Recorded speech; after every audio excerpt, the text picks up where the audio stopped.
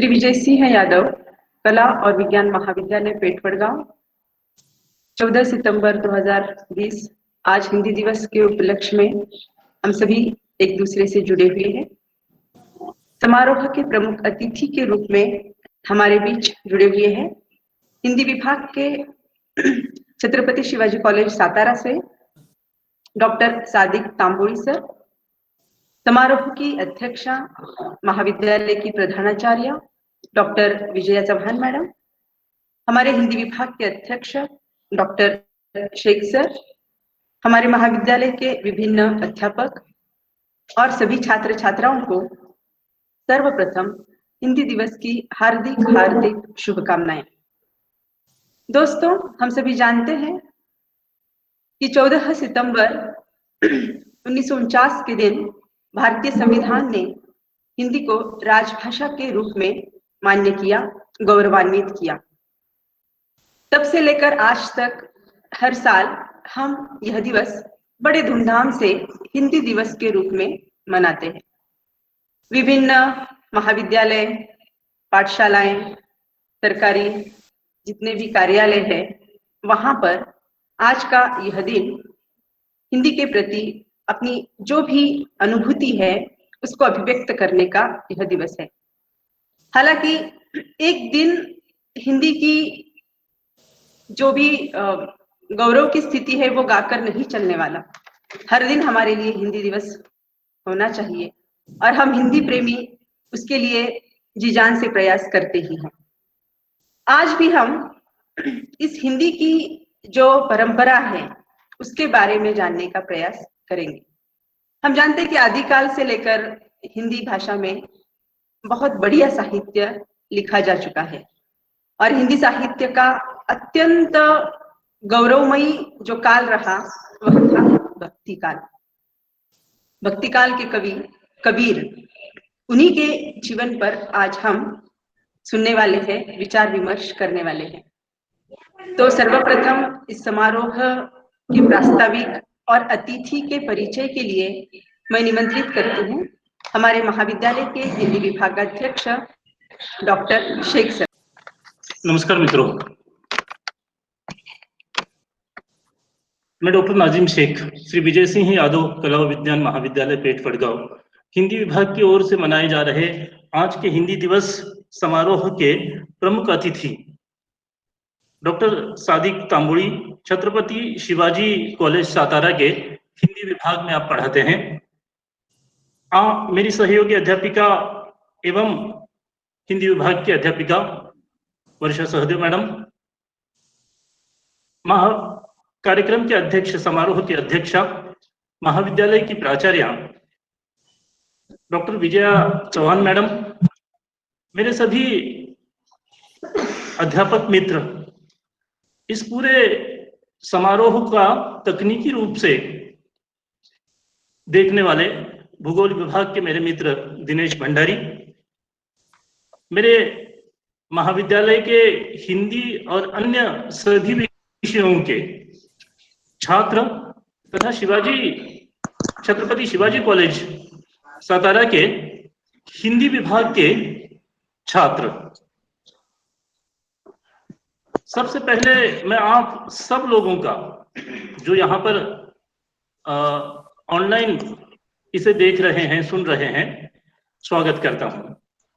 जैसे कि मैडम ने प्रास्ताविक में अपने कहा कि 14 सितंबर के दिन पूरे देश और दुनिया में हिंदी दिवस के रूप में मनाया जाता है। क्यों मनाया जाता है ये लगभग सबको मालूम है। लगभग 1000 साल का इतिहास इस बात का गवाह है कि हमारे देश में अनेक देशों के राजाओं ने राज किया और उनकी अपनी भाषा जो थी वो भाषा इस देश की राजभाषा रही, कार्यालय की भाषा रही। जैसे कभी यहाँ पर फारस के लोग आए तो फारसी इस देश की राजभाषा रही, कभी अरब के लोग आए तो अरबी इस देश की राजभाषा रही, कभी पुर्तगाल के लोग आए तो पुर्तगाली इस देश की राजभाषा रही। कुल मिलाकर इस देश में जो राजभाषाओं का दौर 1000 सालों तक चला वो भारतीय राजभाषा नहीं थी, वो अन्य दूसरे देशों की भाषाएं हमारे देश की राजभाषा हुई। 1857 में बहादुर शाह जफर को पराजित कर अंग्रेजों ने देश पर कब्जा किया और लगभग 90 साल तक 1947 तक इस देश की भाषा अंग्रेजी रही। अत्यंत स्पष्ट है, जब इस देश की भाषा अंग्रेजी रही तो सारा कामकाज इस देश में, शिक्षा का, कार्यालय का, अन्य दूसरा सारा कामकाज देश में अंग्रेजी में होने लगा। और जब भारत स्वतंत्र हुआ 1947 में, तब संविधान समिति बनाई गई और इस संविधान समिति पर ये भी जिम्मेदारी दी गई कि इस देश की भाषा कौन सी होगी। तो संविधान समिति ने 12 सितंबर 1949, 13 सितंबर 1949 और 14 सितंबर 1949 ये 3 दिन इसकी मीटिंग हुई और अंत में 14 सितंबर 1949 के दिन ये तय किया गया कि इस देश की राजभाषा जो है ये हिंदी रहेगी। सारों ने मिलकर ये तय किया कि इस देश की राजभाषा हिंदी रहेगी। प्रश्न हमारे सामने ये उपस्थित हुआ कि डायरेक्ट अंग्रेजी को छोड़कर हम हिंदी में कैसे चले जाएंगे। इसके लिए संविधान ने ये भी तय किया कि अंग्रेजी 15 सालों तक 1965 तक हिंदी के साथ में चलेगी और आगे चलकर कुछ दिनों के बाद अंग्रेजी का स्थान हिंदी ग्रहण कर लेगी।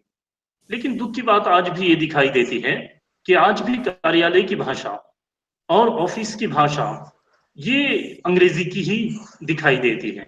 आज लगभग 70 सालों के पश्चात भी हम देखते हैं कि हिंदी को उचित न्याय नहीं मिल रहा है। राजभाषा आयोग निर्माण किया गया और पारिभाषिक शब्दावली के कोष निर्माण किए गए, बड़ी बड़ी इसके अंतर्गत योजनाएं की गई, लेकिन फिर भी हिंदी को उचित न्याय नहीं मिला।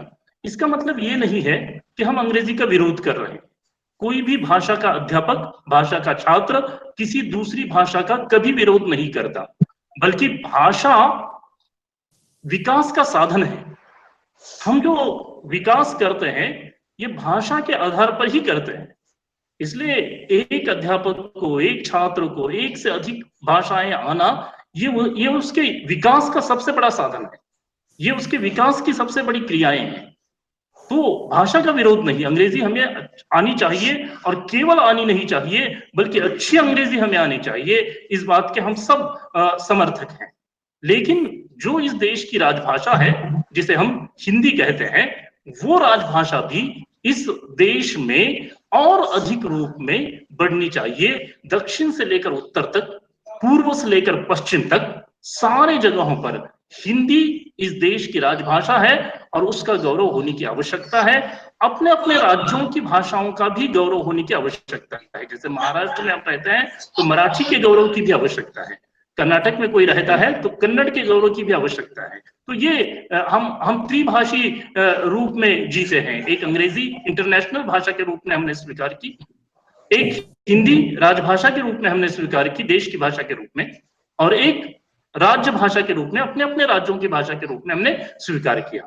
इसलिए आज हिंदी दिवस समारोह मनाया जाता है, ये प्रास्ताविक के रूप में मुझे कहना है। दूसरी एक मेरी जिम्मेदारी है, डॉक्टर सादिक तांबोली, इनका परिचय, मुझे ऐसा लगता है कि सादिक तांबोली किसी परिचय के मोहताज नहीं है, विशेषतः अध्यापक के वर्ग में, कि हम सारे हिंदी के अध्यापक डॉक्टर सादिक जी को जानते हैं, नजदीक से पहचानते हैं। एक ऐसा व्यक्तित्व जो सारों के साथ, मुझे नहीं लगता, हम एक बार एक रिफ्रेशर में थे साथ में, मुझे याद आता है कि मुझे नहीं लगता कि कोई अध्यापक कभी उनके साथ अलग से ये नहीं, सारों के साथ मिलकर चलने वाले, सारों को साथ में लेकर चलने वाला एक ऐसा व्यक्तित्व है।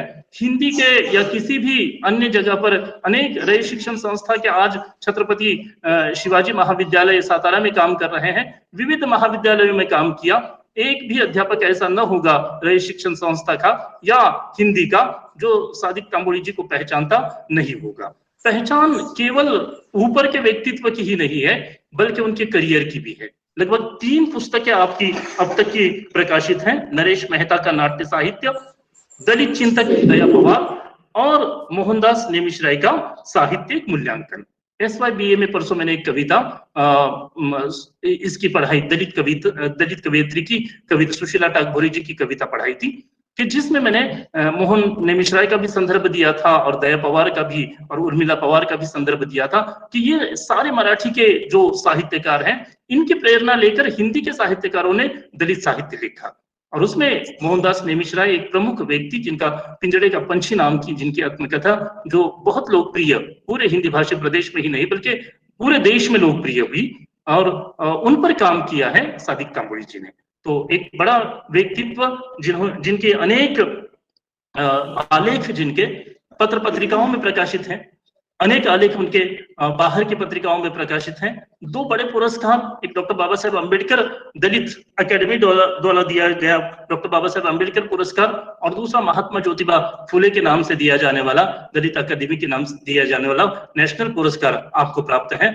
ऐसे इस महान मैं कहूंगा कि हिंदी के अध्यापक की, हिंदी के सेवक को आज हम अलग विषय पर, कबीर जैसे विषय पर सुनने जा रहे हैं। विशेषतः मैडम का आग्रह हमारे ये था कि कबीर पर सर बोले, क्योंकि कबीर एक ऐसा व्यक्ति, ऐसे कवि हैं जो वर्तमान 500 साल पहले लिखा, लेकिन आज भी बहुत प्रासंगिक है।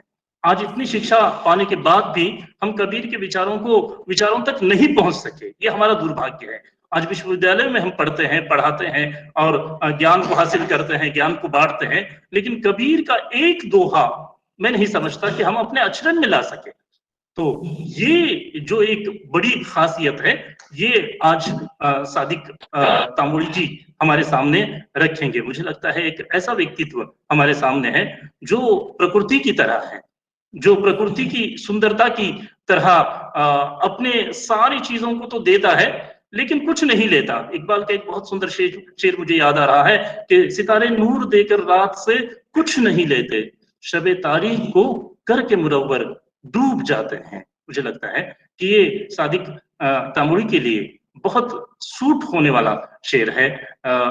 मैंने आपको प्रास्ताविक के रूप में 2 चीजें बताई, एक हिंदी दिवस के संबंध में और दूसरा सादिक तांबोली जी के संबंध में। ज्यादा वक्त न लेते हुए मैं आमंत्रित करने जा रहा हूं डॉक्टर सादिक तांबोली जी को। मैडम मूल रूप से आमंत्रित करेंगे। धन्यवाद। बहुत बहुत धन्यवाद सर। आपने अपने प्रास्ताविक में भारतीय राजभाषाओं का इतिहास स्पष्ट किया, साथ ही ये बात भी बताई कि किसी भी भाषा का अध्यापक किसी दूसरी भाषा का विरोध नहीं कर सकता, करना भी नहीं चाहिए। इस संबंध में महात्मा गांधी जी का एक सुविचार मुझे याद आ रहा है, जो अपनी राष्ट्रभाषा हिंदी के प्रति उन्होंने बहुत जगह पर कहा था। वे लिखते हैं, हिंदी राष्ट्रीयता के मूल को सींचती है और दृढ़ करती है। देश का कोई भी सच्चा प्रेमी हिंदी का तिरस्कार नहीं कर सकता। ये महात्मा गांधी जी के शब्द थे। और इस संबंध में मैं ये कहना चाहूंगी कि हर देश के लिए 3 चीजें बहुत महत्वपूर्ण होती है। एक, उस देश का राष्ट्रगीत जो कोई आम गीत नहीं है, उस देश की समस्वरता का प्रतीक होता है। उसी प्रकार से उस देश का राष्ट्रध्वज कोई आम वस्त्रखंड नहीं है, उस देश की एकता का प्रतीक है। और उसी प्रकार से उस देश की राष्ट्रभाषा कोई आम भाषा नहीं होती, उस देश की राष्ट्रीयता का प्रतीक होती है।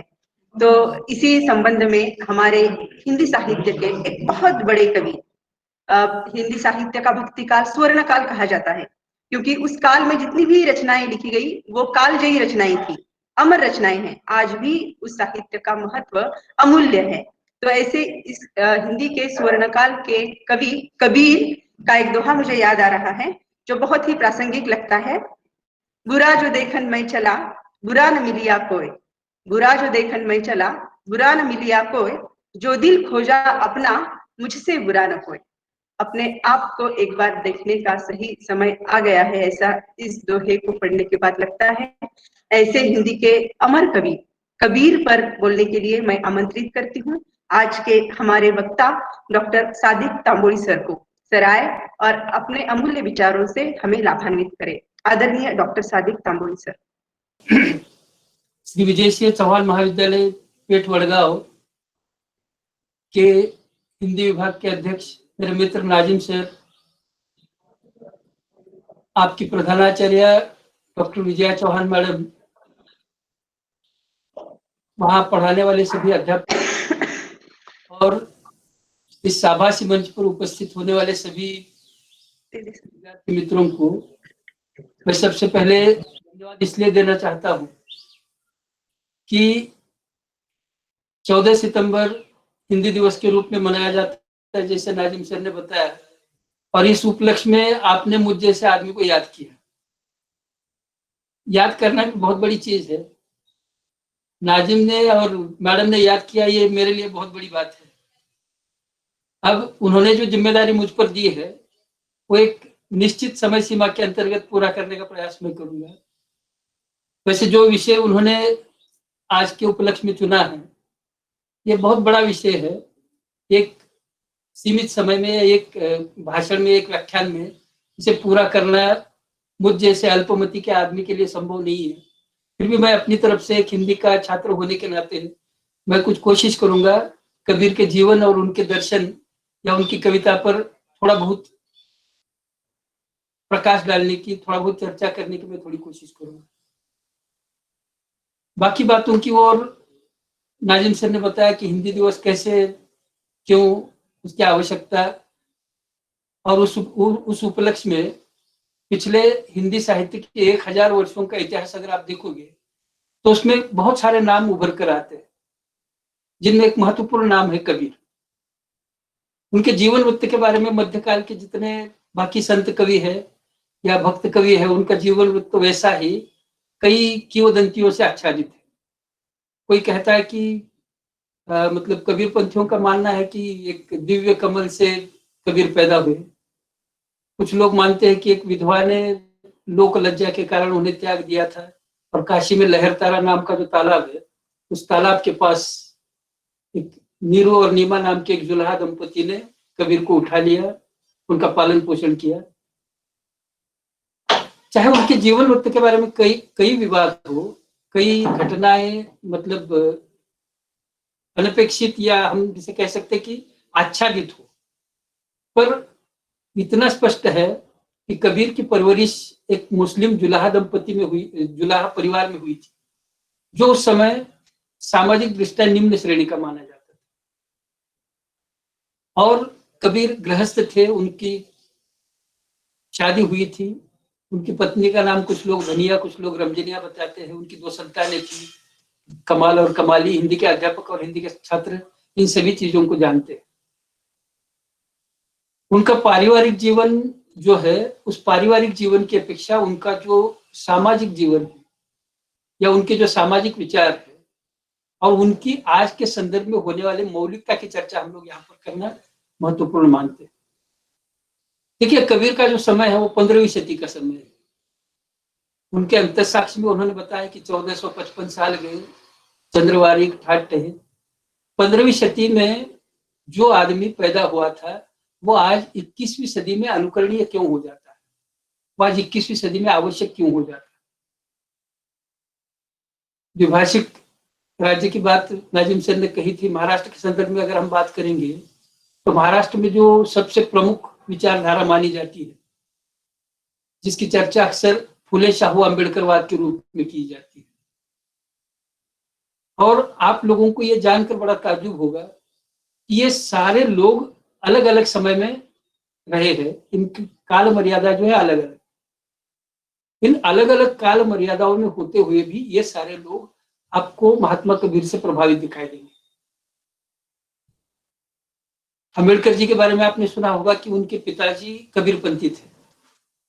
कबीर के विचारों का उनके पूरे मतलब परिवार पर काफी गहरा प्रभाव था। और डॉक्टर बाबा साहब ने अपने एक भाषण में ये स्पष्ट रूप से स्वीकार किया था कि मैं अपने जीवन में 3 लोगों को अपना गुरु मानता हूँ। उसमें एक है महात्मा बुद्ध, एक है महात्मा कबीर और एक है महात्मा फुले। अब ये सारे लोग अलग अलग समय सीमा में होने पर भी, उनका कालखंड अलग अलग होने पर भी, ये एक दूसरे को प्रभावित करते रहे।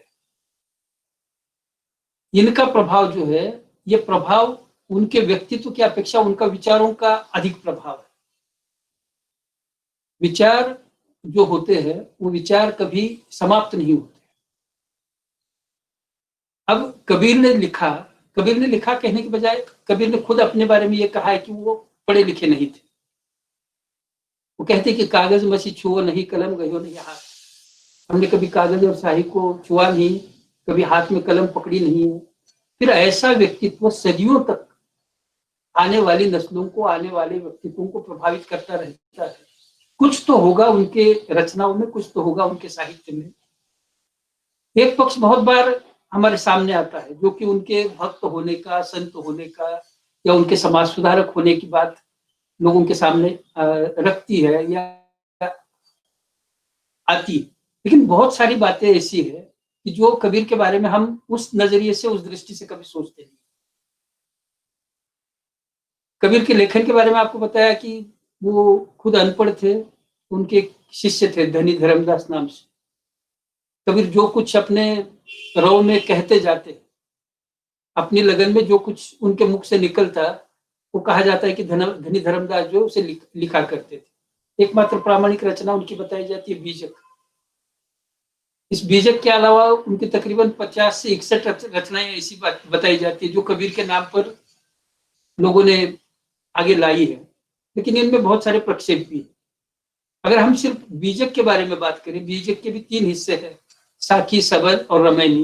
हिंदी के छात्र और अध्यापक इन चीजों को अच्छी तरह से जानते हैं, उस पर विस्तार से चर्चा करना मेरा लक्ष्य नहीं है यहाँ पर एक मुख्य बात पर मैं कबीर के संदर्भ में जोर देना चाहता हूँ, वो ये है कि 15वीं सदी में ऐसा व्यक्ति जो एक साधारण मुस्लिम परिवार से है, जो एक साधारण गृहस्थ का जीवन गुजार रहा है, अपने काल संदर्भ में ऐसे विचारों को अभिव्यक्त करता है कि जो आज भी उन्हें अभिव्यक्त करने का साहस या आज भी उन्हें कहने की क्षमता हम में से शायद बहुत कम लोगों में हो।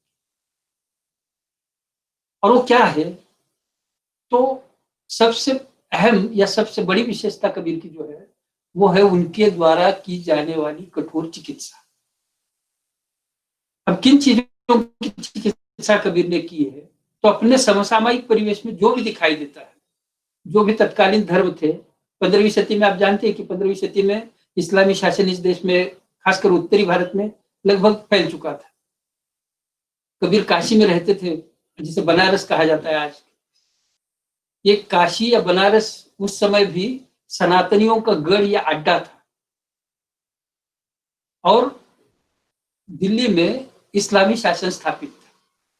सिकंदर लोदी उस समय के सुल्तान माने जाते हैं। ऐसी दशा में एक साधारण आदमी, एक साधारण व्यक्ति, एक साधारण जुलाहा जो निम्न श्रेणी की जाति मानी जाती है, वो अपने समय के राजनीति की, अपने समय के धर्म की, अपने समय के सामाजिक मान्यताओं की समीक्षा करता है, और इतनी कठोर समीक्षा करता है कि जिसे सुनने का साहस आज 21वीं सदी में लोग रखते नहीं। हमारे विश्वविद्यालयों के पाठ्यक्रम में भी आपने देखा होगा कि कबीर को उतना ही चुना जाता है जितना वो हजम होने लायक है। कबीर के जो प्रखर तार्किक विचार है, उन विचारों को पाठ्यक्रम में रखने का साहस आज भी हमारे अध्ययन मंडल के लोग नहीं कर पाते या नहीं कर सकते, उनकी मजबूरियां हैं, होगा कुछ भी। लेकिन कबीर इस दृष्टि से समसामयिक हो जाते हैं। आप जानते हैं कि भारतीय संविधान में जो उच्च शिक्षा का उद्देश्य माना गया है, वो उद्देश्य ये है कि छात्रों के बीच वैज्ञानिक दृष्टिकोण, साइंटिफिक टेम्परामेंट जिसे कहा जाता है, उसका निर्माण करना। और इस वैज्ञानिक दृष्टिकोण को पुख्ता करने वाली जो सबसे अहम चीज होती है वो होती है चिकित्सा, समीक्षा, विवेचन। अब ये जो समीक्षा है या चिकित्सा है, ये सभी प्रकार के प्रमाणवादों को नकारती है। प्रामाण्यवाद जिसे कहा जाता है। आमतौर पर समाज जो है वो प्रमाणवाद पर चलता है, किसी न किसी बात को प्रमाण मानकर चलता है। ये हमारे बाप दादा ने कहा है, ये हमारे अध्यापकों ने कहा है, ये हमारे धर्मगुरुओं ने कहा है, ये हमारे ग्रंथों में लिखा है। उन्हें प्रमाण मानकर, मतलब उन्हें सही मानकर लोग अपना बर्ताव करते हैं, या उनकी आचरण की जो सीमाएं होती है, मर्यादा होती है, इस प्रामाण्यवाद के तहत निश्चित की जाती है। कबीर ने सबसे पहले इस प्रमाणवाद को नकारा। अपने समय के जो बड़े लोग थे, अपने समय के जो तथाकथित विद्वान थे, इन सभी विद्वानों को कबीरदास ने नकारा था।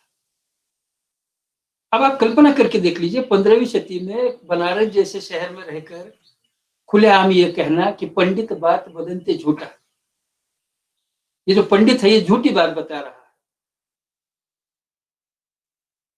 कितना साहस लगता होगा। और ऐसा साहस लेकर ही कबीर पैदा हुए थे, और इस साहस के परिणाम स्वरूप जो प्रतिक्रियाएं आई, इस साहस के परिणाम स्वरूप उन्हें जिन बातों को सहना पड़ा, झेलना पड़ा, कबीर ने आजीवन उन बातों को झेला, उन बातों को सहा। ये उनके व्यक्तित्व को बड़प्पन देने वाली बात है। बहुत सारे लोग हमारे जैसे जो होते हैं वो बातें करते हैं, चिकित्सा की बात करते हैं, समाज सुधार की बात करते हैं, तार्किकता की बात करते हैं, क्रांति की बात करते हैं, परिवर्तन की बात करते हैं, लेकिन ये लोग जो है जब आचरण का समय आता है तब अपनी ही बात से मुकर जाते हैं। महाराष्ट्र के समाज सुधार के इतिहास में आपने कई ऐसे किस्से पढ़े होंगे जिनके बारे में कहा जाता है कि वो बोल के सुधार करें। उसके लिए एक शब्द आता है, बोल के सुधार। और मराठी में दूसरी एक पेज आती है, करते सुधार, जो करते हैं। जो फुले जी, जो शुरू में मैंने आपको संदर्भ दिया कि फुले जी कबीर को इसलिए मानते थे कि वो अपनी बातों पर अमल किया करते थे। अपने कहे पर, अपनी मान्यता पर जो व्यक्ति अमल करता है वो कबीर के लिए सबसे महत्वपूर्ण काम हुआ करता है। वरना वो कहते कि कथनी मीठी खांड सी, करनी विष की लोई, कथनी तजा करनी करे तो विष अमृत। अगर आप जो बात कहते हो उसके अनुसार उस पर डटे रहते हो तो आपके व्यक्तित्व की गरिमा बढ़ती है। कबीर ने जो चिकित्सा का कार्य किया है, जो प्रमाणवाद का खंडन करने का काम किया है, देखिए मोटे तौर पर दो प्रकार के प्रमाणवाद होते हैं। एक होता है व्यक्ति प्रामाण्य, कि फला फला एक महान व्यक्ति ने कहा है, बड़े हमारे धर्मगुरु ने या हमारे संस्थापक ने, पीर पैगंबर ने कहा है, इसलिए उसे सच मान। दूसरी चीज होती है कि फला ग्रंथ में लिखा है इसलिए वो बात सच होनी चाहिए या सच ही है। फिर हमारे धर्म ग्रंथ में लिखा है या किसी एक विद्वान व्यक्ति ने लिखा है इसलिए उसे सच मान। सबसे पहले कबीर ने इन दोनों बातों को नकार दिया कि जो कुछ लिखा हुआ है वो सब कुछ सच नहीं होता, और जो लिखी हुई बात को सच मानने वाले तत्कालीन जो धार्मिक गुरु थे, कबीर ने उनको नकारा। कबीर ने खुलेआम इन लोगों को कहा था कि तू कहता कागज की लेखी, मैं कहता आखिन की देखी। तुम जो बात बता रहे हो वो कागज में लिखी हुई बात है, और कागज में लिखी हुई बात हर वक्त सच नहीं होगी, हर समय सच नहीं होगी। इसका उदाहरण आपको बताया जा सकता है कि खुद आदि शंकराचार्य जी ने एक स्थान पर लिखा है कि कोई अगर 1000 ग्रंथों में लिख दे कि आग बहुत शीतल होती है, तो आग शीतल नहीं हो जाती, आग ठंडी नहीं हो जाती।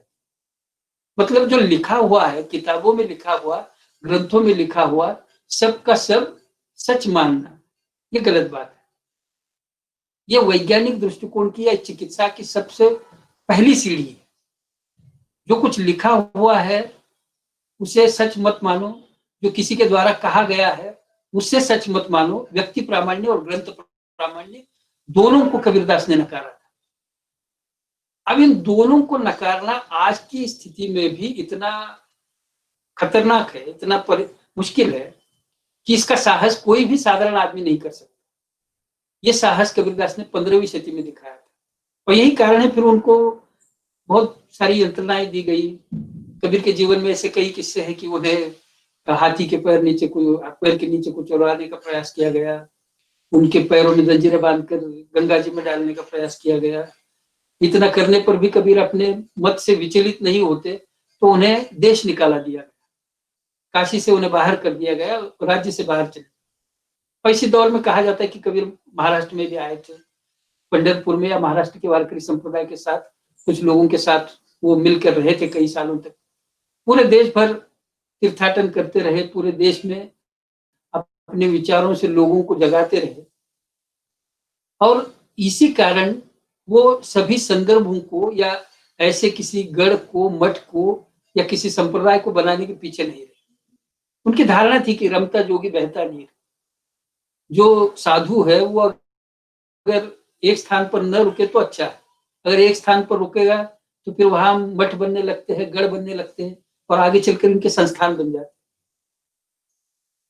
जो कि परंपरा को, कर्मकांड को या शोषण को सहारा देते हैं। कबीर ने जो चिकित्सा की वो व्यक्ति प्रामाण्य को नकारते हुए, ग्रंथ प्रामाण्य को नकारते हुए और अपने समय के जो प्रचलित या प्रस्थापित धर्म थे उन धर्मों को भी उन्होंने नकारा नहीं, पर उसमें से जो अच्छी बात है, उस अच्छी बात को या उसमें से होने वाली अच्छाई को कबीर ने अपना लिया है, और उसमें से जो गलतियां हैं, जो त्रुटियां हैं, खामियां हैं, उन्हें कबीरदास ने नकारा। मोटे तौर पर अगर आप देखोगे तो किसी भी धर्म में 4 चीजें होती है, 4 बातें होती है। एक बात होती है सबसे पहली, जिसे कहा जाता है शाश्वत सत्य, चिरंतन मूल्य, इटरनल वैल्यू जिसे कहते हैं। इस संसार के सभी धर्मों में आपको ये बात दिखाई देगी, जैसे वो सत्य का पक्षधर होता है, उसमें अहिंसा की बात होती है, शांति की बात होती है, प्यार की बात होती है। संसार का कोई धर्म आपको ऐसा नहीं मिलेगा कि जिसमें ये बताया जाएगा कि आप झूठ बोलो, चोरी करो, डाके डालो। ऐसा किसी धर्म में नहीं सिखाया जाता। धर्म का असली जो मकसद होता है इस शाश्वत सत्य को लोगों के पास पहुंचाना ही होता है। लेकिन धर्म में विसंगतियां भी होती है, और वो विसंगतियां क्या होती है? तो धर्म जो होता है ये शाश्वत सत्य को या चिरंतन मूल्य को लोगों तक पहुंचाने के लिए मिथ्या कथन का सहारा लेता है। मिथ्या कथन मतलब झूठ बात। अगर आप अच्छा काम करोगे, जिसे धार्मिक लोग पुण्य कर्म कहते हैं, जैसे आप कुछ भी कहिए, सात्विक कर्म कहिए या अच्छा सत्कर्म कहिए, सत्कर्म कह सकते हैं। अगर आप सत्कर्म करते हो, अगर आप अच्छा काम करते हो, तो उसके लिए धर्म जो होता है वो आपको कुछ प्रलोभन देता है, लालच देता है, या फिर आपको डर दिखाता है। प्रलोभन कौन सी चीज का देता है? तो अगर आप अच्छाई करते हो, पुण्य कर्म करते हो, सत्कर्म करते हो, तो आपको इस प्रकार से आगे चलकर मतलब मृत्यु के बाद जो जीवन है उसमें आपको स्वर्ग की प्राप्ति होगी, आपको जन्नत मिलेगी, वहां पर ये होगा, वो होगा, इस प्रकार के प्रलोभन दिए जाते हैं, या अगले जन्म में आपको इसका फायदा होगा। इस प्रकार का प्रलोभन सभी धर्मों में दिया जाता है। हालांकि इसका कोई तार्किक आधार नहीं है। हम जैसे जानते हैं कि हमारे यहाँ फॉरेन रिटर्न होता है, वैसे स्वर्ग रिटर्न कोई नहीं है, किसी ने देखा नहीं है। और कबीर की तो प्रमाणवाद की बात ये थी कि जो अनदेखी बात है, जो अप्रमाणित बात है, उस पर विश्वास नहीं करना। कबीर कहते कि चलन चलन सबको ही कहत है, ना जाने बैकुंठ कहा है, जो जन एक प्रमिति नहीं जाने, बातन ही बैकुंठ बखाने। जिन्होंने कभी स्वर्ग देखा नहीं वो स्वर्ग की बात करते हैं। ये धर्म में मिथ्या कथन होता है।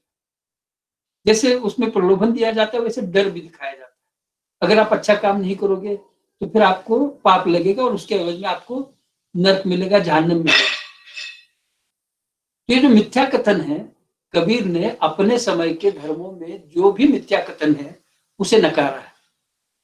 और इस मिथ्या मतलब झूठ की अपेक्षा जो सत्य है, उस सत्य को कबीर ने स्वीकार किया है, और वो इस तरह से स्वीकार किया है कि वो सबसे परमोच्च है। सत्य जो है वो सबसे परमोच्च है। कबीर कहते हैं कि जाके हृदय साच, साच बराबर तप नहीं, झूठ बराबर पाप, तो जाके हृदय साच है, ताके हृदय प्रभु आप। जिसके हृदय में सत्य है वो ही आदमी मतलब ईश्वर का रूप है या ईश्वर का अवतार है। मतलब सत्य को परमात्मा मानना, शाश्वत सत्य को कबीर स्वीकार करते, लेकिन मिथ्या कथन को स्वीकार नहीं करते। मिथ्या कथन उन्होंने नकार दिए थे पूरी तरह से। दूसरी बात आप देखेंगे सभी धर्मों में आपको दिखाई देती है, वो होता है कर्मकांड। कबीर ने सभी प्रकार के कर्मकांडों को नकारा था, इसकी चिकित्सा की थी। अब बनारस में रहने वाला व्यक्ति अगर ये कहे कि गंगा नहाने से मोक्ष नहीं मिलता है, अगर गंगा स्नान से मोक्ष मिलता तो गंगा की मछलियां और गंगा के जलचर सबसे पहले मोक्ष प्राप्त कर लेते, ये आज कहना भी मुश्किल है। ये 15वीं शताब्दी में कबीर कहा करते थे। जितने भी कर्मकांड तत्कालीन प्रस्थापित धर्मों में विद्यमान थे, खासकर हिंदू और मुस्लिम धर्म में जितने भी प्रस्थापित कर्मकांड थे, कबीर ने सभी का विरोध किया। जो हिंदी के छात्र और अध्यापक है वो इस बात को अच्छी तरह से जानते हैं कि कबीर मूर्ति पूजा के विरोधक थे, बहुदेववाद के विरोधक थे, जप जाप के विरोधक थे, क्योंकि वो मानते थे कि इसमें कोई सत्य नहीं है। मूर्ति पूजा का विरोध करते हुए कबीर कहते कि पाहन पूजे हरि मिले तो मैं पूजू पहाड़, ताते वह चक्की भली पीस खाए संसार। मंदिर के उस मूर्ति के पत्थर से उस पहाड़ आटे की उस चक्की का पत्थर अच्छा है, जिसका पीसा हुआ आटा खाकर हमारा भरण पोषण होता है। ये बात आज कहना भी मुश्किल है, कबीर 15वीं शती में कहा करते थे। पूरे तीर्थाटन को, जप जाप्य को, स्थान महात्म्य को पूरी तरह से कबीर ने नकार दिया था। चतरा में पतरा बिठाया, तीर्थ बनाया पानी, दुनिया भई दीवानी भई पैसे की दुलदानी। तीर्थाटन को, स्थान महात्म्य को पूरी तरह से नकारते हुए कबीर उस समय के धर्म गुरुओं को, धार्मिक नेताओं को ललकार रहे थे, और इस ललकारने के परिणाम स्वरूप ही उन्हें वहां से देश निकाला दिया गया। तो आप समझ सकते हैं कि कबीर का अनुसरण करना यह आसान बात नहीं है। खुद कबीर ने इसके बारे में कहा है कि ये चिकित्सा या सत्य का जो मार्ग है, ये बहुत मुश्किल है, ये खांडी की धार है, तलवार की धार पर चलने जैसा ये काम है। इसके लिए आपको पूरी तरह से अपने आप को समाप्त करना पड़ेगा। कबीर बताते कि हम घर जालियो अपना लियो मुराठा हाथ, जो घर जालियो अपना चलो हमारे साथ। हमने तो अपना घर जला दिया है, और जो हमारी तरह खुद का घर जला सकता है या जलाने की क्षमता रखता है, वही हमारे साथ आने का मतलब योग्यता रखता है। बगैर आप इसे अपने आप को समर्पित किए सत्य के मार्ग पर चल नहीं सकते। और इसी सत्य के मार्ग पर चलने के लिए फिर आगे चलकर आप भारतीय इतिहास में अगर आप देखोगे तो महात्मा गांधी, उनके द्वारा जो एक शब्द प्रयोग प्रचलित किया गया, सत्याग्रह, सत्य का आग्रह। और उस सत्य का आग्रह इसलिए किया जाता है कि सत्य के समान या सत्य के समान सिर्फ सत्य ही होता है, उससे थोड़ा कम या थोड़ा ज्यादा वो सत्य नहीं होता। अक्सर हम उससे थोड़ा कम या उससे ज्यादा सत्य के पक्षधर होते हैं। अपने समय में लोगों का जो सामाजिक व्यवहार होता है, वो व्यवहार समाज मान्य परंपराओं को, पद्धतियों को स्वीकारने वाला होता है, जिसे गतानुगतिकता कहा जाता है। मतलब एक परिपाटी है, एक प्रथा है, एक परंपरा है, उसके हिसाब से चलना। संस्कृत में कहा गया है कि यद्यपि सिद्धम लोक विरुद्धम ना करणीयम ना चरणीयम। अगर मान्य हुई बात है, मानी हुई बात है, सत्य बात है, लेकिन लोग अगर उसका विरोध करते हैं तो वो आपने नहीं करना है। आपने उसे कहना भी नहीं और उसे करना भी नहीं। ऐसे समय में कबीर इन सारी चीजों को नकारते थे और खुलेआम कहते थे। खुलेआम कहना भी एक अलग बात है कि जो धारणाएं प्रचलित है, जो बहुसंख्य लोगों की धारणाएं हैं, जो बहुसंख्य लोगों की मान्यताएं हैं, उनके खिलाफ बात उठाना ये बहुत बड़ी बात है। इसके लिए जिस प्रकार के साहस की क्षमता उस व्यक्तित्व में होनी चाहिए, वो पूरी पूरी आपको कबीरदास में दिखाई। काशी में रहकर मूर्ति पूजा को नकारना, जप जाप्य को नकारना, वो जो मंत्र तंत्र होते हैं उनको नकारना बहुत मुश्किल काम है आज भी। उस समय तो इससे ज्यादा मुश्किल होता होगा, लेकिन कबीर इन सभी को नकारते। और सिर्फ ऐसा नहीं कि वो हिंदू धर्म की मान्यताओं को नकारते, कबीर ने मुस्लिमों की मान्यताओं को भी नकारा। कंकर पत्थर जोरी के मस्जिद नहीं बनाए, ताचड़ी मुल्ला बाग दे का बहरा हुआ खुदा है।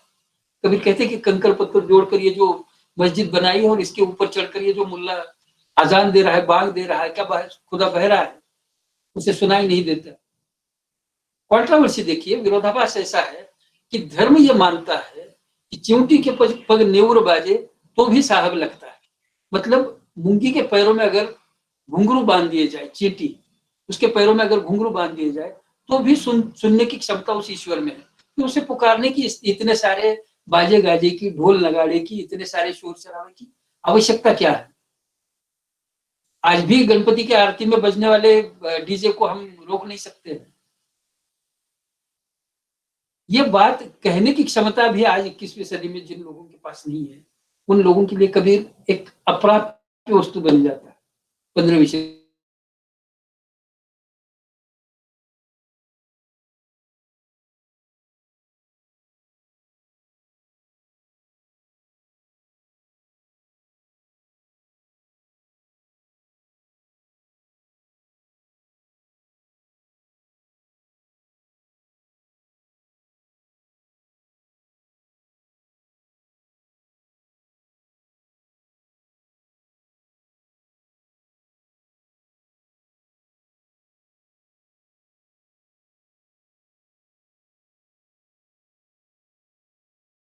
साधु ऐसा चाहिए,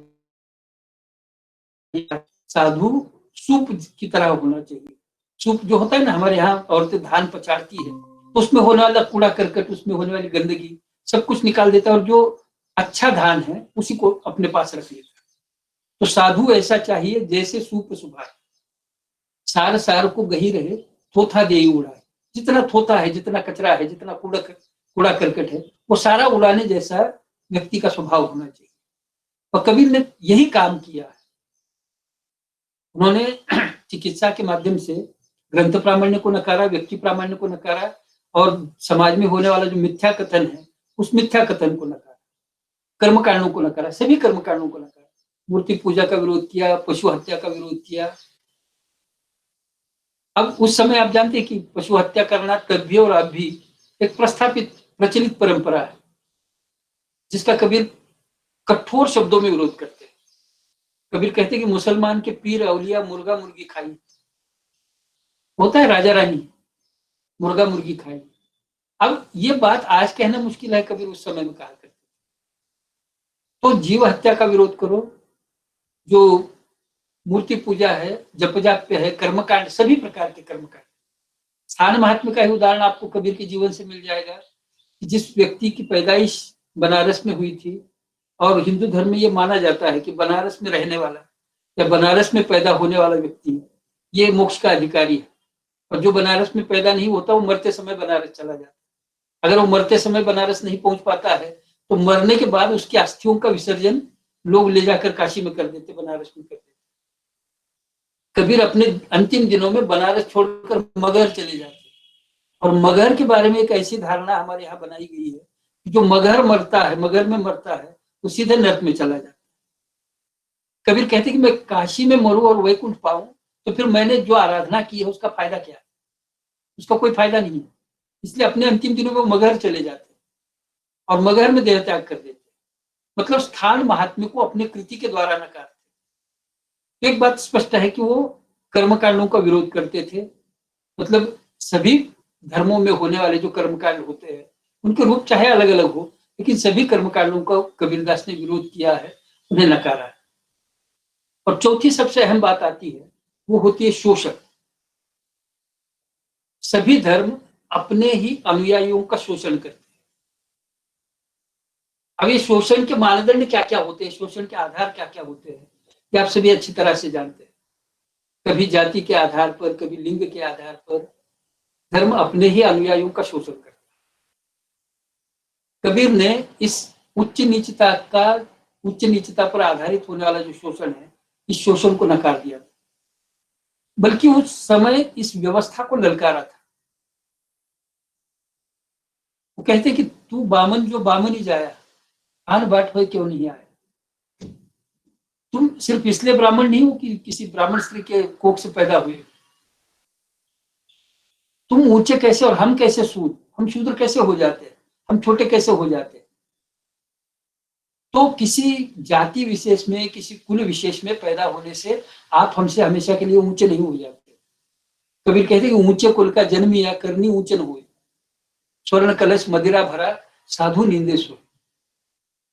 अगर किसी परिवार में पैदा होने से आप ऊंचे नहीं हो जाते, और किसी परिवार विशेष में पैदा होने से आप छोटे नहीं हो जाते। तो ये जो जन्माधारित श्रेणी व्यवस्था भारतीय समाज में प्रचलित थी तब भी और अब भी प्रचलित है, इस श्रेणीबद्ध व्यवस्था को कबीर नकारते, क्योंकि वो तार्किकता के आधार पर एक सत्य को जानते हैं कि माता के रक्त पिता के बिंदु उपजे दुए तुरक और हिंदू। इनके पैदा होने का तरीका एक है, इनके पैदा होने का जो मतलब इनकी जो व्यवस्था है, एक चर्म एक मांस सारा कुछ एक जैसा है, तो फिर ये अलग अलग क्यों हो जाते हैं? इनमें से कोई ऊंचा बन जाता है, कोई निम्न हो जाता है, इसका कारण क्या है? तो जातिगत जो व्यवस्था है, इस जातिगत व्यवस्था को कबीर ने उस समय में ललकारा था, नकारा था। उनकी सीधी सी धारणा थी कि जाति पाति पूछो नहीं कोई, हरि को भजे सो हरि का होई। और यही प्रभाव उन्होंने अपने समकालीन लोगों के विचारों पर भी डाला था। महाराष्ट्र के वारकरी संप्रदाय पर आपको ये प्रभाव दिखाई देता है, जिसमें भेदाभेद भ्रम अमंगल वाली बात आती है कि ये जो जातिगत उच्च नीचता है, इसे नकारने का साहस, इसे नकारने की क्षमता कबीरदास में।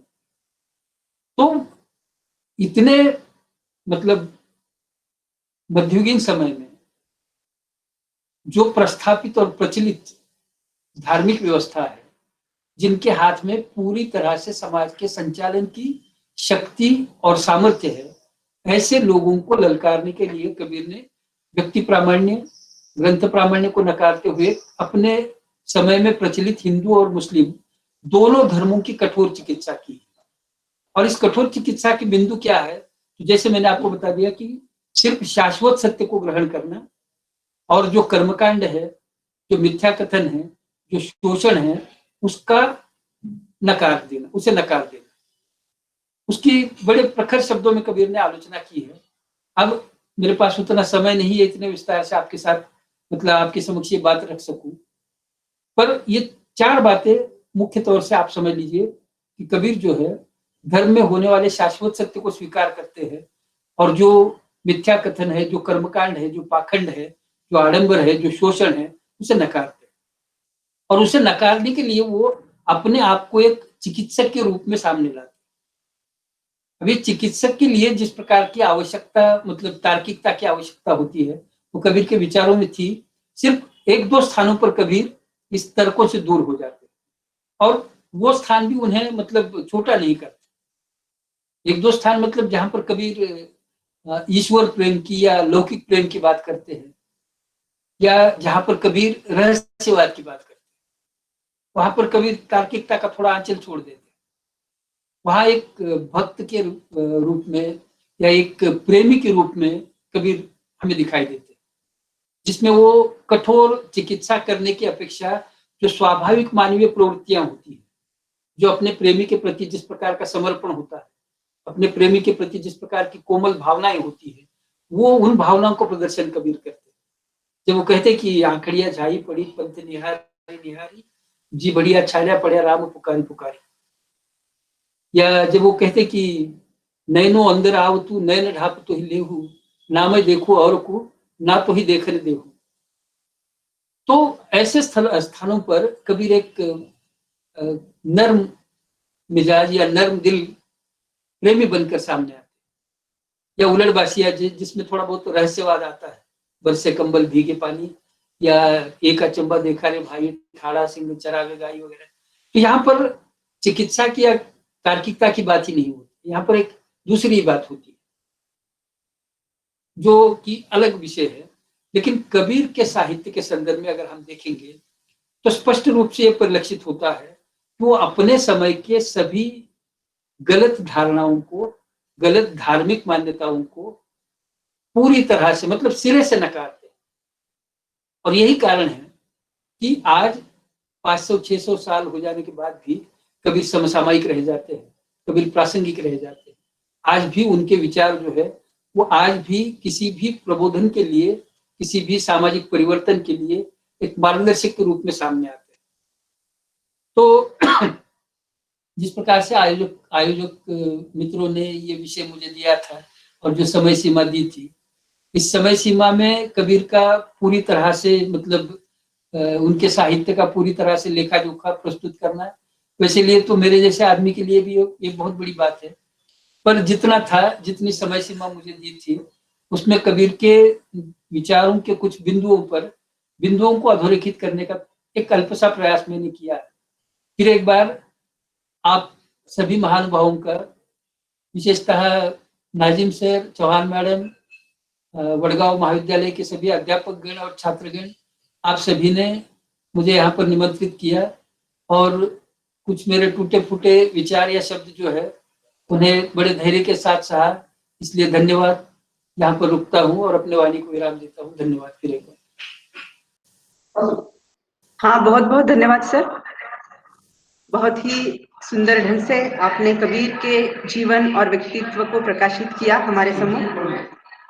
संपूर्ण देश में वैचारिक क्रांति लाने वाले, बाह्याडंबर का विरोध कर, मूर्ति पूजा, तीर्थाटन को नकार कर, कठोर चिकित्सा या प्रमाणवाद का खंडन करने वाले ऐसे बहुमुखी प्रतिभा संपन्न व्यक्तित्व कबीर को आपने हमारे सम्मुख स्पष्ट किया। कबीर के विचार आज भी कितने प्रासंगिक है, इस विषय पर भी आपने बहुत ही सुंदर ढंग से अपने मत स्पष्ट किए।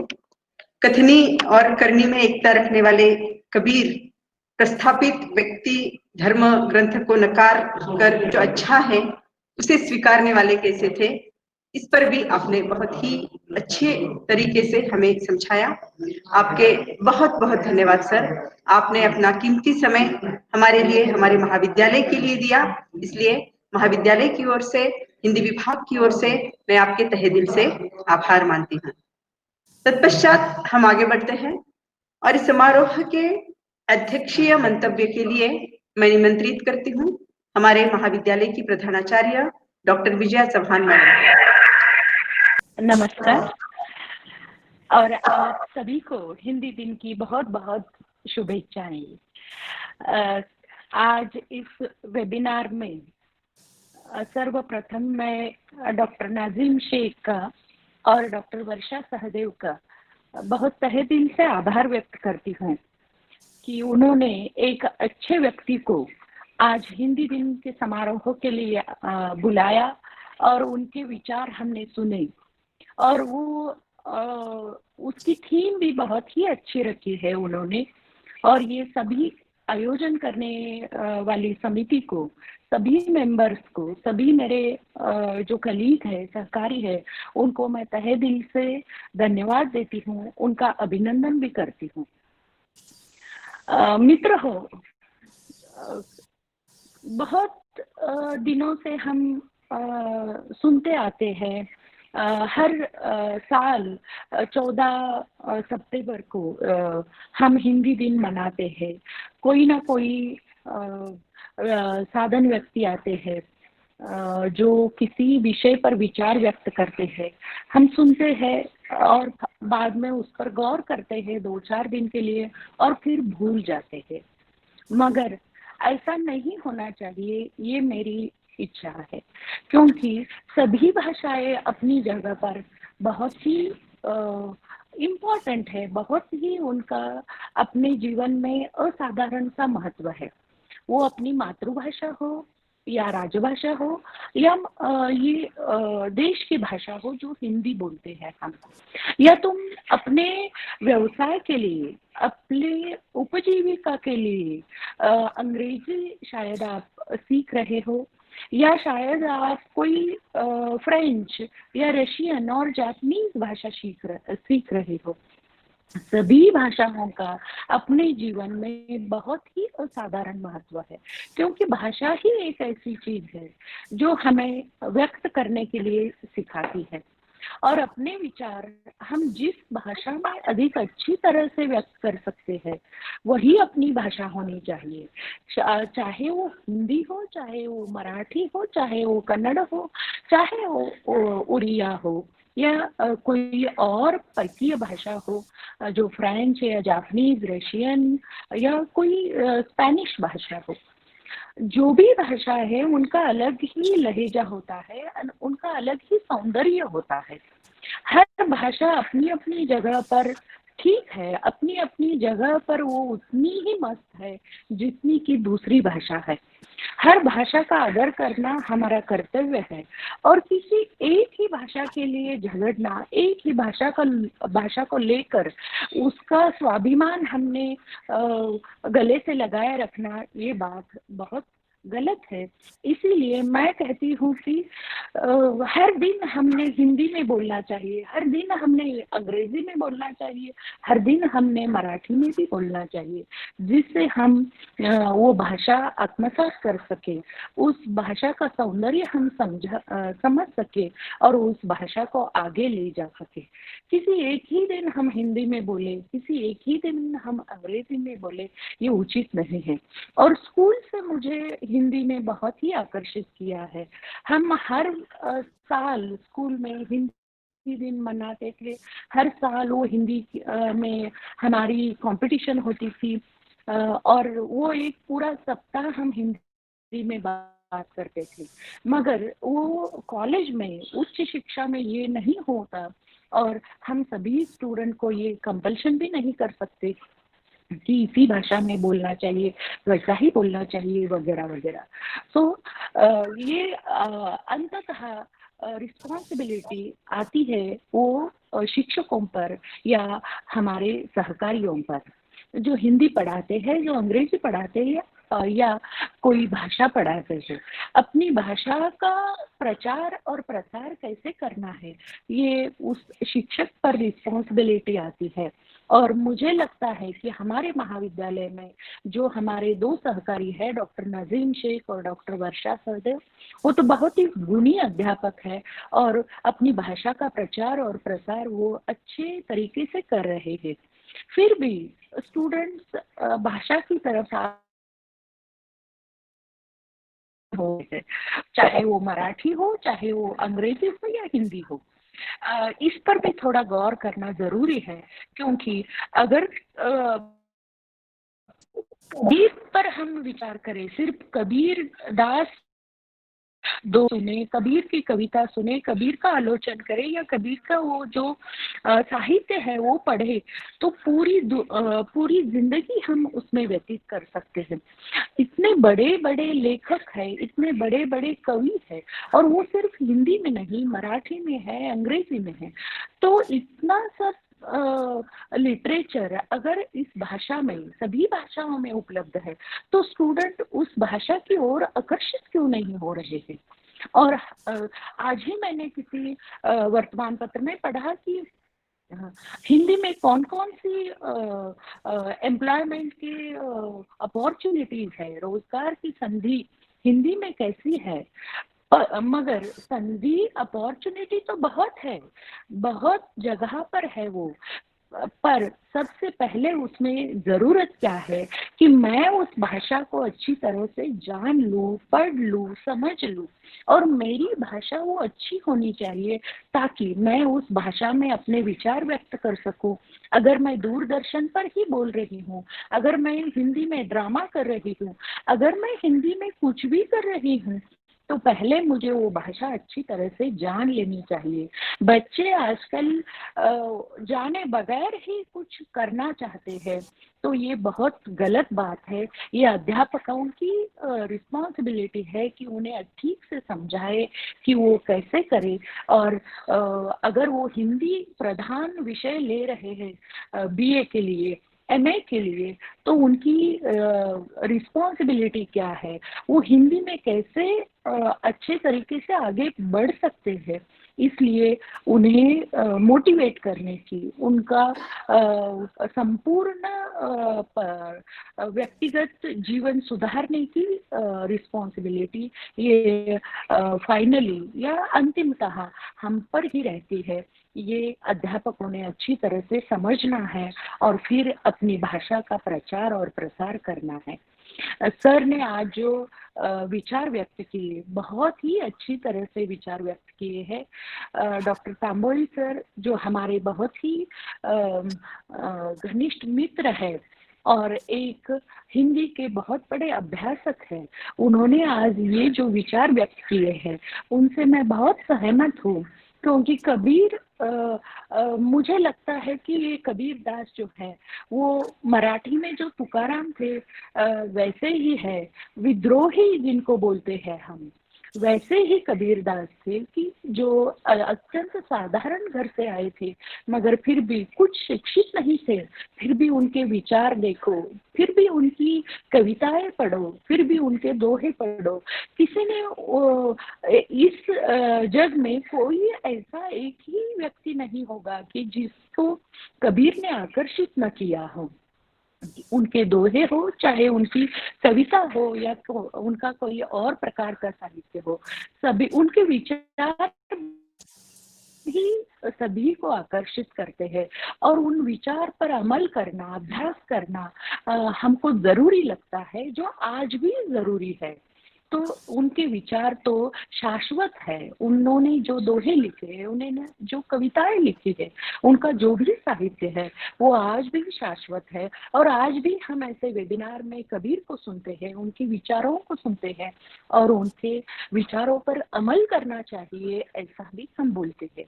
इन्हीं में उनकी यशस्विता है कि कभी 15वीं सदी में वो आए थे। 15वीं सदी में उन्होंने अपने विचार प्रकट किए थे, मगर वो उतने मार्मिक थे, इतने सत्य थे कि सत्य ऐसी चीज है, अपने सभी को मालूम है कि सत्य अंतिम है। मीन्स वो आज है, वो कल है और वो परसों भी रहेगा। तो कबीर ने जो बोला है वो सत्य बोला है, तो वो सत्य वो आज भी लागू है, वो कल भी रहेगा और वो परसों भी रहेगा। जीवन के अंत तक, इस जग के अंत तक कबीर के विचार कभी मरेंगे नहीं, और उन पर अमल करना इस जग की जरूरत है, हम सभी की जरूरत है, ऐसा मैं मानती हूँ। तो किसी न किसी दिन हम इस बात पर अमल करें, इस बात पर सोचे, ये आज का मीन्स ये आज की जरूरत है। और सादिक तांबोली सर का मैं बहुत तहे दिल से आभार व्यक्त करती हूँ कि उन्होंने अपना बहुत ही कीमती समय देकर एक अभ्यासपूर्ण विवेचन कबीर जी के दोहों पर और कविताओं पर किया है। उनका सभी व्यक्तित्व विद्यार्थियों के सामने रखा है और आशा है कि विद्यार्थी इससे बहुत ही प्रभावित हुए होंगे और अपने जीवन में इन सभी विचारों का आदर्श रखेंगे और अपनी जिंदगी आगे बढ़ाएंगे।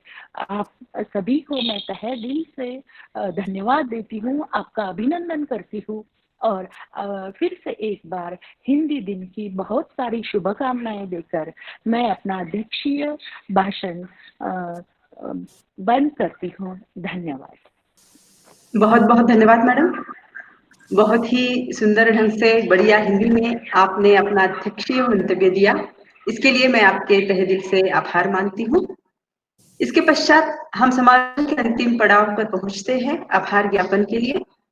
सर्वप्रथम आज के अतिथि महोदय आदरणीय तांबोली सर का मैं तहे दिल से आभार मानती हूँ कि बहुत ही सुंदर ढंग से उन्होंने हमारे विद्यार्थियों को मार्गदर्शन किया, कबीर दास का जीवन परिचय दिया, अपना कीमती समय हमें दिया। इसके लिए हम सभी की ओर से आपके तहे दिल से आभार सर। हमारे महाविद्यालय की प्रधानाचार्य आदरणीय डॉक्टर विजया चौहान मैडम ने इस सुंदर समारोह के लिए हमें अनुमति दी, इसके लिए भी विभाग की ओर से उनके तहे दिल से आभार। हमारे हिंदी विभाग के अध्यक्ष डॉक्टर शेख सर, इन्होंने इतने सुंदर कार्यक्रम का आयोजन किया, संयोजन किया, सभी को एक दूसरे से जोड़ने का कार्य किया, इसके लिए मैं उनके भी तहे दिल से आभार मानती हूँ। तकनीकी सहायक के रूप में हमारे साथ रहने वाले डॉक्टर दिनेश भंडारे सर, इन्होंने भी हमें अपना कीमती समय दिया, इसके लिए इनके भी तहे दिल से आभार। हमसे जुड़े हुए सभी अध्यापक, हमारे सभी छात्र छात्राएं, हिंदी प्रेमियों को पुनश्च एक बार हिंदी दिवस की हार्दिक शुभकामनाएं देकर आज के इस हिंदी दिवस को हम संपन्न करते हैं। अध्यक्ष की पूर्व अनुमति से यह समारोह संपन्न हुआ ये घोषित करती हूँ। सभी को पुनश्च धन्यवाद, आभार।